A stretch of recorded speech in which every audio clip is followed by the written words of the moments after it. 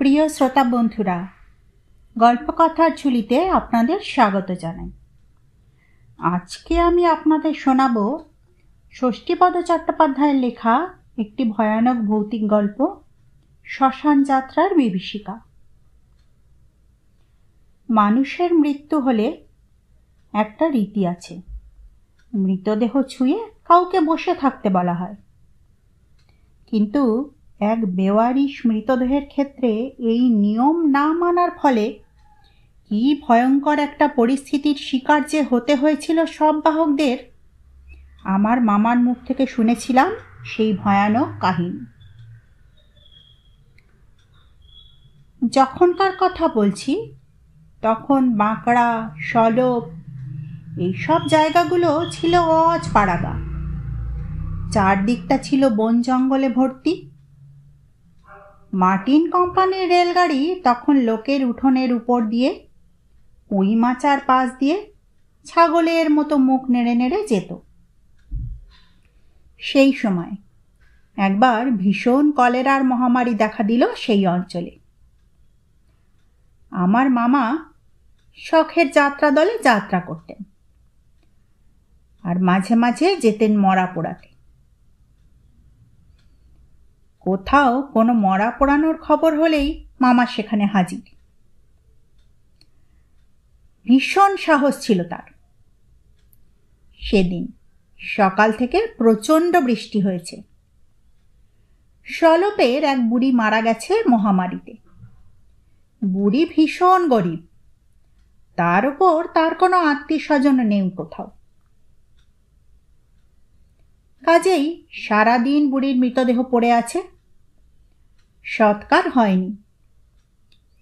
খবর পেয়ে মামা আর 3 সঙ্গী মিলে বুড়ির গতি করতে চলল। সন্ধ্যের পর খবর পেয়ে তারপর তোড়জোড় করে মরা নিয়ে আসতে রাত্রি হয়ে গেল অনেকটা।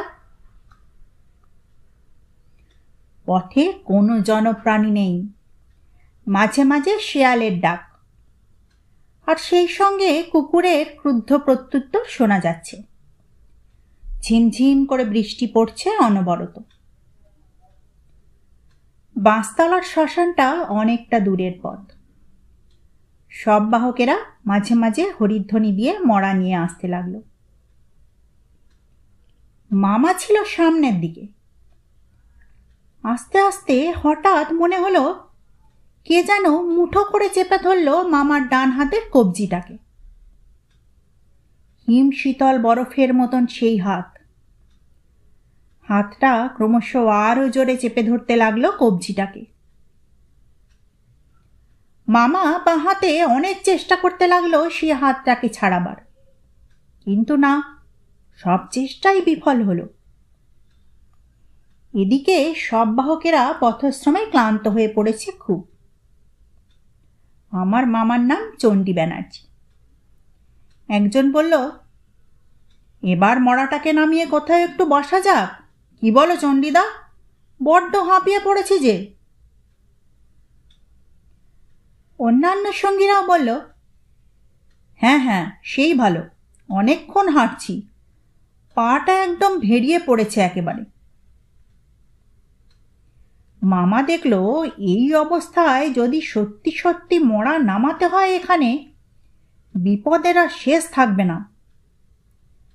কেননা মৃতের হাতটা মামার কবজিটাকে টিপে ধরে আছে, আর সেই হাত ছাড়ানো যাচ্ছে না। আর মরা নামানোর পরে সেই দৃশ্য যদি সঙ্গীরা দেখে, তারা সব ভয়ে পালাবে। আর এই ব্যাপারটা যদি ভৌতিক, মানে দানয়ে পাওয়া গোছের কিছু হয়, তাহলে আজকে মামার এই দানর হাতে বেঘরে প্রাণ হারাতে হবে। মামার আর নিস্তার নেই। মামা বুদ্ধি করে বলেন, তোদের কি মাথা খারাপ হয়েছে? এই ঝিমঝিমে বৃষ্টিতে মরা রাখবি কোথায়? মামার সহ সব বাহকেরা বলেন, কেন, যে কোনো একটা গাছ তলায় রেখে দেব। না না, রাত্রিবেলা মরা যেখানে সেখানে নামাতে নেই। যাই হোক, মামার কথা শুনে সব বাহকেরা আবার চলতে লাগলো। এদিকে সেই হিমশীতল হাতের মুঠো ক্রমশ এমন কঠিনতর হতে লাগলো যে মামার চোখ ফেটে জল আসতে লাগলো। তখন মনে হলো হাড়গুলো গুঁড়িয়ে দেবে। সব বাহকেরা আবার বলল, চণ্ডীদা, আর তো পারছি না। মামা বললেন, পারতেই হবে, কদমতলার মোড় পর্যন্ত যে করে হোক যেতে হবে। এই তো শানপুরের কালীতলা পেরিয়ে এলুম, আরেকটু চ। মামার সহযাত্রীরা বলে, না, এখানেই নামাও, মড়াটা কেন যেন বড্ড ভারী হয়ে উঠেছে, পা চলছে না গো আর। মামা ধমক দিয়ে বলল, এত অধৈর্য তো এলি কেন?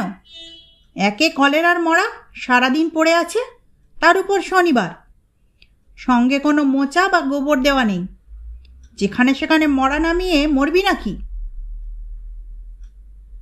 এরপরে আর কথা চলে না, অকাট্য যুক্তি। সবাই জানে যে কেন মামা বলল এই কথা। মামার কথা মেনে নিয়ে সবাই জোরে জোরে হরিবোল দিয়ে চলতে লাগলো। দেখতে দেখতে কদমতলার মোড়ও এসে গেল। রাতও প্রায় শেষ হয়ে এসেছে তখন। কদমতলার মোড়ে একটা মিষ্টির দোকান ছিল। তারা তখন সবে ঘুম থেকে উঠে যে যার কাজে লেগে পড়েছে। সব বাহকেরা মড়া নিয়ে দোকানের সামনে এসে দাঁড়ালো। মামা বলল, দাঁড়া, এক্ষুনি নামাস না, আগে একটা লোহা টোহা কিছু মড়ার ওপর দেওয়া হোক, তারপর মড়া নামিয়ে চাটা খেয়ে আবার যাব। বলে দোকানের ছোকরা চাকরটাকে মামা ডাক দিল, গনসা, এই গনসা। মামার গলা পেয়ে গনসা বেরিয়ে এলো। কে গো, চণ্ডীদা? মামা বললেন, হ্যাঁ রে, শিগগিরে একবার আলোটা নিয়ে আয় তো ভাই। গনসা লণ্ঠনটা নিয়ে বেরিয়ে এলো। গনসা আসতেই মামা বাঁ হাতের তর্জনী দিয়ে ইঙ্গিতে ডান হাতটা দেখিয়ে দিল। দেখা মাত্রই গনসাও বুঝে নিল ব্যাপারটা, কিন্তু গনসার বুদ্ধি ছিল। সে বলল, একটু দাঁড়াও তোমরা, মড়া নামিও না, 1 মিনিট। বলেই ছুট্টে ভেতর থেকে কুড়ুল নিয়ে এসে বুড়ির হাতের ওপর বসিয়ে দিল একটা কোপ। মৃতের কঠিন হাত আলগা হয়ে খসে পড়ল। যেই না পড়া, অমনি অন্য সব বাহকেরা বুঝতে পেরে গেছে কি হয়েছে। অমনি সবাই ভয়ে কাঁধের মড়া খাটিয়া শুদ্ধ ছুঁড়ে ফেলে দিয়ে দৌড়ে ঢুকে পড়ল দোকানের ভেতর। মামাও তখন হাঁপ ছেড়ে বাঁচল। তারপর আর কেউ সেই মড়া নিয়ে পোড়াতে যেতে রাজি হয় না। অনেক সাধ্য সাধনা করতে হচ্ছে সবাইকে। এদিকে দিনের আলো ফুটে গিয়েছে। 1 2 করে লোক জমতে শুরু করেছে। 2-4 জন সাহসী লোক রাজি হলো মড়াটাকে পোড়াতে যেতে। তখন সঙ্গে করে আরও 2-4 জনকে নিয়ে বুড়ির মৃতদেহ নিয়ে সবাই মিলে চলল দাহ করতে। তবে এই ঘটনার পর থেকে আমার মামা কিন্তু আর কখনো মড়া পোড়াতে যাননি। মড়া পোড়াতে যাবার নামে মামার যে সেই আতঙ্কটা এখনো রয়ে গিয়েছে।